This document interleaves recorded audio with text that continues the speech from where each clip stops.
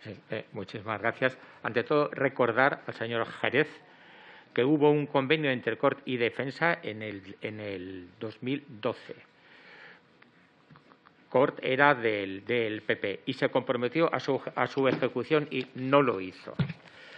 El Grupo Popular nos sorprende hoy con esta iniciativa por la que se propone que el Ministerio de Defensa ceda los cuartelamientos de Son Busquets en Palma, actualmente en desuso, al Ministerio de Transportes, Movilidad y Agencia Urbana. Compartimos la inquietud por favorecer, en cuanto sea posible, la oferta de vivienda. Más aún, nuestro grupo viene denunciando la disparatada política de castigar a la propiedad privada del Gobierno de extrema izquierda, que tiene como indeseable efecto la contratación del mercado de alquiler en perjuicio, sobre todo, de las rentas más bajas. La pretensión del grupo proponente para seguir, sin embargo, por otro camino. Se trata de favorecer la construcción de vivienda social de alquiler. Es, sin duda, un paliativo. Bienvenido sea el empeño de inyectar 800 viviendas para contribuir a satisfacer una demanda que se nos dice ronda las 8.500. Lo primero que nos sorprende, sin embargo, es que la proposición venga precedida por un largo historial de marchas y contramarchas que se remonta nada menos que al 2006. Es tan dilatado periodo nada menos que 15 años. Se han sucedido ejecutivos de Rodríguez Zapatero, Rajoy y Sánchez, sin que ninguno de ellos haya acertado a determinar el destino del inmueble. Debemos recordar, por otra parte, señorías del Grupo Popular, que tanto el Gobierno de la señora Armengol como el del Ayuntamiento de Palma, pese a haber tenido 6 años magníficos presupuestos, apenas hayan construido viviendas de estas que en sus programas prometieron a miles y cuando no han dejado de gastar en chiringuitos. Incompetencia o negligencia. El propio Ayuntamiento se ha quejado en pleno o en comisión de la mala gestión del Instituto Balear de la Vivienda. Por lo que hemos leído en la exposición, el único obstáculo de tan loable propósito parece el afán del Ministerio de Defensa de obtener un contravalor por la propiedad del suelo. Este es, a su vez, un empeño muy razonable, habida cuenta del penoso estado de las cuentas de la Defensa, que no es secreto alguno para los portavoces y demás miembros de esta comisión. De ahí también nuestra sorpresa. ¿Por qué, señorías del PP y del PSOE, no resolvieron los departamentos interesados de una u otra manera cuando el Ministerio de la Presidencia instó a hacerlo ya en el 2006? Señorías del PP, pretenden ahora volver la espada al interés de la Defensa, siempre pospuesto para correr en ayuda del Ejecutivo regional, derrochador y tan probablemente y tan probadamente ineficiente como el de la señora Armengol, regalando suelo de defensa en contra de la política de recursos vigentes. Es eso, al menos, lo que hemos deducido de la lectura de su proposición y no lo entendemos. En su lugar, debería proponerse la pronta enajenación del suelo o su transferencia onerosa al Ministerio competente, el cual, de esta forma, podía desarrollar esa iniciativa social con cargo a sus propios recursos, sin perjudicar ya los tan limitados del Ministerio de Defensa. Y gracias. Vale. Votaremos no.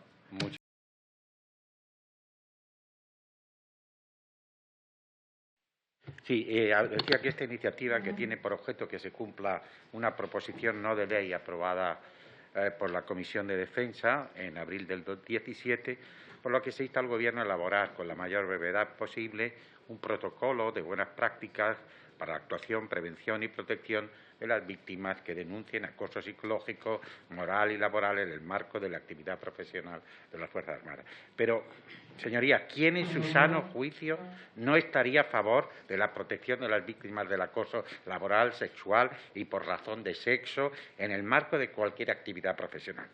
Pero es que resulta que la izquierda macartista hace uso de argumentos y actos que acaban siendo exactamente iguales que los de aquellos a los que se pretende combatir, como para defender derechos como el de la libertad sexual, la igualdad, se atacan hasta poner en serio peligro a otros, como la libertad de expresión o la presunción de inocencia, por ejemplo. La cólera fanática, el revisionismo histórico y el revanchismo social como catarsis y purga de actuaciones ya condenadas por la historia universal. Contrariamente a lo que se señala en la PNL y que se ha puesto de relieve por el portavoz del Grupo Socialista, que presenta Unidos Podemos, el Ministerio de Defensa, mediante una instrucción, la instrucción 66 del año 2019 del subsecretario de Defensa, ya impulsa medidas en relación al protocolo de actuación frente al acoso sexual. En esta instrucción se refuerzan los principios de confidencialidad, y en el ámbito de la formación y sensibilización se presta especial atención a los jefes de unidad, la protección inmediata y apoyo integral al denunciante, se incluye un plan de apoyo personalizado para el denunciante que realizarán las unidades de protección frente al acoso, y a los jefes de estas unidades ejercen sus funciones con carácter de exclusividad. Es una pena que el trabajo que hace el Grupo de Unidos Podemos en esta comisión, que se dice de Estado, solo se dirija a mantener un determinado escaparate donde los tópicos más viejos se exhiben como el colmo de la disrupción. La revolución se resume en un hilo de Twitter y la inclusión y protección frente al acoso se reduce a dirigirse al público femenino con la manoseada ideología de género. Está claro que se sienten más cómodos con las batallas identitarias y las guerrillas culturales tan útiles para etiquetar al rival, pero que cada vez les aleja más de los trabajadores y de los grupos sociales más débiles y les acerca más a la gauche divine de Vanity Fair. Votaremos en contra porque, por reiterativa, esta proposición no de ley.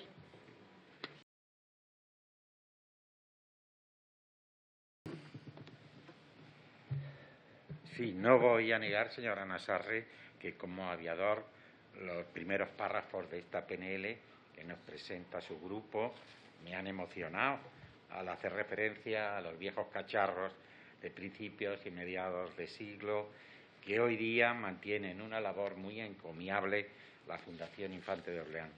Pero es que resulta que la propuesta que ustedes traen a esta comisión está repleta de obviedades. ¿Que es necesaria una actualización continua y constante de nuestros sistemas de armas? Por supuesto que sí. ¿Que estos contribuyen a la preservación de la paz y la seguridad en el marco de los compromisos adquiridos por España? Pues claro. ¿Que hoy día los sistemas de armas que opera el Ejército del Aire están quedando obsoletos? Cierto. ¿Que el FCAS es un proyecto estratégico para España y Europa para garantizar nuestra soberanía? Pues sí. ¿Y que el programa impulsará la creación de empleo de alta cualificación y consolidará nuestra base industrial? Claro que sí, por supuesto que sí. Pero resulta que estas realidades, sin embargo, chocan tremendamente con lo que el Partido Socialista nos presenta en los presupuestos generales del Estado. Una idea que, por ser esencial su consecución, nuestro grupo parlamentario ha expresado una y otra vez reiteradamente en esta comisión y en la discusión de los presupuestos generales, ha sido la necesidad imperiosa del aumento de los presupuestos de defensa. Durante la presente legislatura, los ínfimos aumentos de no han tenido su reflejo en una mejora de las capacidades ni de las retribuciones y, por supuesto, del sostenimiento de los sistemas de armas. Y es justo ahora que ustedes nos traen esta PNL. En todo caso, es contradictoria, viniendo de un Ejecutivo que no consigue que el sostenimiento alcance el 55% de los sistemas de armas de las Fuerzas Armadas, que sigue aumentando la deuda del Ministerio de Defensa en los programas especiales de modernización, que no retribuye adecuadamente a sus militares, y que incumple reiteradamente los compromisos con nuestros aliados de la OTAN respecto al famoso 2% del PIB. El engaño y la confusión con la que el Gobierno socialista comunista nos agobia cada día es un insulto a la inteligencia. En la elaboración de los presupuestos hemos visto las colas en las ventanillas sanchistas donde se ha traficado con la divisa de la deslealtad a la nación, canjeando votos por mordida. Solidaridad con el PSOE a cambio de insolidaridad con la nación española. Concepto, por cierto, discutido y discutible en la filosofía del PSOE y que el presidente Sánchez ni siquiera tiene claro, puesto que no le perdonará jamás a Pachi López que le dijera en unas primarias aquello de «Vamos a ver, Pedro, ¿tú sabes lo que es una nación?» Y, sin embargo, la importancia de subrayar el contenido constitucional de la nación española, de la que unas Fuerzas Armadas bien dotadas son pilar fundamental, se convierte hoy día en una meta ideológica de primera magnitud en una sociedad democrática como la española. De todas formas, votaremos a favor de esta proposición.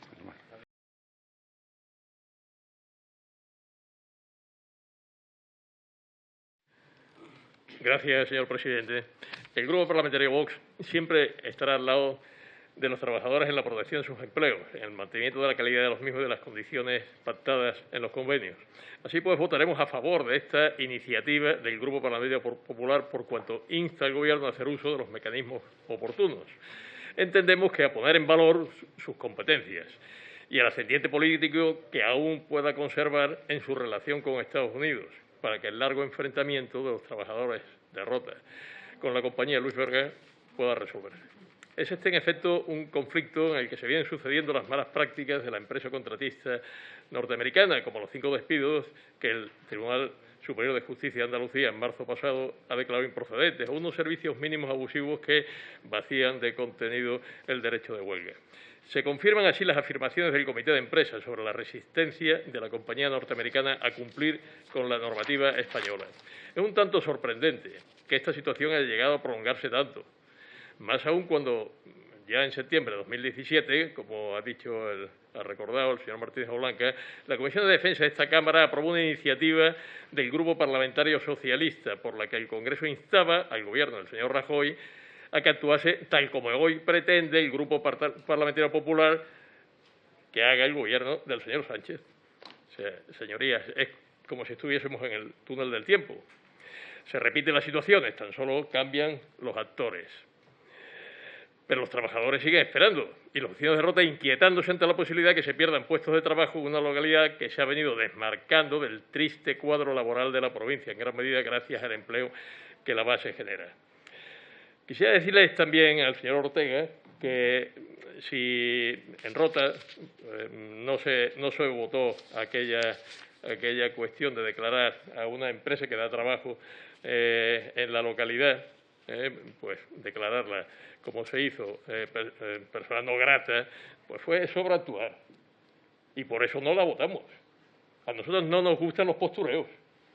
Ahora, traigan algo positivo, como ha traído en este caso el Partido Popular y Unidas Podemos, y nosotros lo aceptaremos, esperando que cuando nosotros lo hagamos, respondan de la misma manera.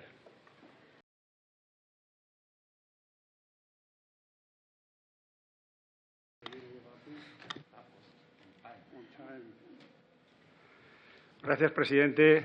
Señorías, buenas tardes. Pues muy bien su exposición de motivos, pero me centraré en el punto 1 del petitum, en lo que se refiere al Fondo Europeo de Defensa, dotado con 7.900 millones de euros para el periodo 2021-2027, 6 años, y que ha sido creado para apoyar la cooperación en materia de defensa en Europa. Con dicho fondo se cofinanciarán, por una parte, proyectos colaborativos de investigación y, por otra parte, el desarrollo de capacidades que amplíen o mejoren las inversiones militares nacionales. Se pretende, además, reforzar la soberanía tecnológica europea y, por ende, la autonomía estratégica de la Unión Europea. Qué duda cabe de que esta iniciativa es buena para España y para Europa y que, bien gestionada, esta herramienta puede ayudar a las industrias de defensa nacionales a desarrollar proyectos de tecnología dual que, además, van dotando a la Unión de esa autonomía estratégica tan necesaria y de la que tanto se habla últimamente. Al respecto del Fondo Europeo de Defensa, y para que España pueda comprometerse a impulsar su participación en el mismo, se nos plantean 2 preguntas clave. La primera, ¿con qué criterio o criterios se van a repartir esos fondos? Concretamente, en España, la segunda, ¿de dónde se van a sacar las partidas para participar en dicho fondo? La respuesta a la primera pregunta está por ver y tendremos que estar vigilantes y dar un voto de confianza a los responsables del fondo, recordando que la defensa es también una herramienta de política exterior de las naciones que conforman la Unión Europea y que cada una de ellas tiene sus propios intereses en cuestión de industria de defensa. Conviene recordar aquí que las organizaciones internacionales, como es el caso de la Unión Europea, siempre han sido instrumentos de transmisión de los intereses de los Estados que las controlan y las financian. Nuestro grupo no está en contra de las mismas, al contrario, pero debemos ser exigentes con ellas. En cuanto a las aportaciones de España al fondo, consideramos que dichas partidas no deberían de salir del ya maltrecho presupuesto de defensa, sino de créditos extraordinarios librados al efecto o incluso del Ministerio de Industria. Como ya se manifestó en los debates para la elaboración del presupuesto 2022 del Ministerio de Defensa, que apenas llega al 1% del PIB, el presupuesto se encuadra en dos grandes partidas de gasto, personal y programas especiales de modernización o grandes programas. Concretamente, la partida de personal supone el 60% del presupuesto total de defensa, mientras los programas especiales de modernización engloban el 25%. En suma, y este es el dato más relevante, más del 85% del presupuesto se encuentra paralizado por gastos fijos ineludibles.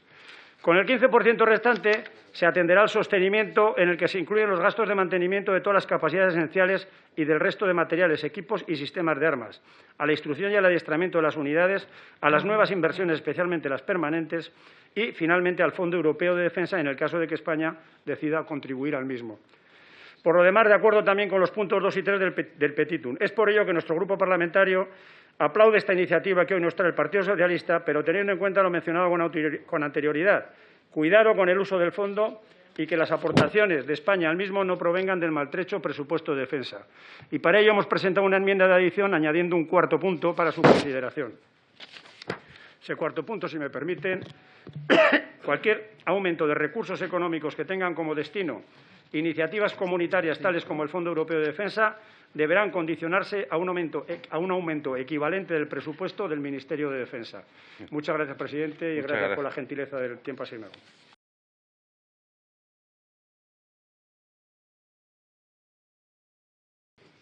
Muchas gracias, señor presidente. Señorías, señor Álvarez, como portavoz del Grupo Parlamentario Vox me corresponde explicar el sentido de nuestro voto en relación con la proposición que vuestra señoría acaba de poner. Tome este verbo transitivo o intransitivo, en cualquiera de los significados que le atribuye el diccionario de la Real Academia Española. Ya sabe, el español, el idioma oficial del Estado que todos, incluso los miembros de su grupo parlamentario, tienen derecho a usar y el deber de conocer. Y le digo esto porque excede las palabras lo que se expone en esta iniciativa. En ella se vierten expresiones como caduca unidad militar, para referirse al Ejército del Aire, o a lo que denominan Estado español, con tan notoria imprecisión como ánimo de ofender al aludir a su decrépita incidencia internacional o geopolítica. Como expresión parece un poco forzada, ¿acaso la inmersión empiece a afectar a vuestra señoría? Pero creo que ese decrépita va dedicado a España, la nación a la que como ciudadano pertenece y debe lealtad, no una república catalana que, como un inspirado mozo de escuadra dijo, no existe, idiota. Fin de la cita. Por supuesto, lo de idiota no va por vuestra señoría. Explicar por qué rechazamos su proposición puede parecer superfluo, pero no lo es tanto por cuanto debemos denunciar el odio que rezuma. Patente no solo en términos como caduca o decrépita, sino en su evidente empeño de descalificar la figura de Su Majestad el Rey, jefe supremo de las Fuerzas Armadas, atribuyendo la presidencia del desfile en primer término a la monarca reina doña Leticia, como se refiere a Su Majestad la reina consorte. Se ve que don Felipe les puso en su sitio, mientras las autoridades golpistas de la Generalidad hacían el ridículo ante todo el planeta como autoridades y como golpistas. Se muere por la patria, no por una entelequia como su republiqueta, señor separatista. Bueno, ni siquiera se va a prisión, pudiéndose evitar como el señor Puigdemont. Dicho esto, y para que el señor presidente no me llame a la cuestión, solo añadiré en relación con su iniciativa escatológica, que todas las cuentas que hace son muy ilustrativas, pero están de más. Son muchas naciones, me refiero a las de verdad, no a su imaginaria nación catalana, a las que celebran su fiesta nacional honrando los símbolos de su soberanía, la bandera, el himno, las Fuerzas Armadas, la Constitución, la corona en nuestro caso. Ese es el motivo del desfile y también al que se le dedique la atención presupuestaria que la nación y el pueblo español merecen. Si vuestra señoría no se siente parte de él o no le gustan los aviones, pues no vaya. A pesar de fuerzas políticas como la que pertenece, este es un país libre y lo va a seguir siendo, no lo dude. Pero permíteme que le recuerde que en tanto en cuanto ocupa ese escaño representa a la nación española. Si no lo hace con lealtad, estaremos en nuestro derecho de negar su legitimidad. No quisiera terminar sin afearles una vez más, señorías del Gobierno, que dependan de estos amigos para aprobar las cuentas del Estado y, en definitiva, para seguir disfrutando del poder. Más allá del sentido del voto en este momento, la actitud de sus socios hacia España y los símbolos de su soberanía deberían hacerles reflexionar sobre la necesidad de que el Ejecutivo ejercite sus facultades en Cataluña y ampare al pueblo español ante los abusos del Gobierno del señor Aragonés y sus cómplices. Es duro tener que soportar impertinencias como las que hoy hemos oído, pero más aún debe serlo para una madre no poder hablar con fluidez con su hijo de 5 años en su lengua materna. En su mano, señorías, está evitarlo. Muchas gracias, señor. Gracias, señor.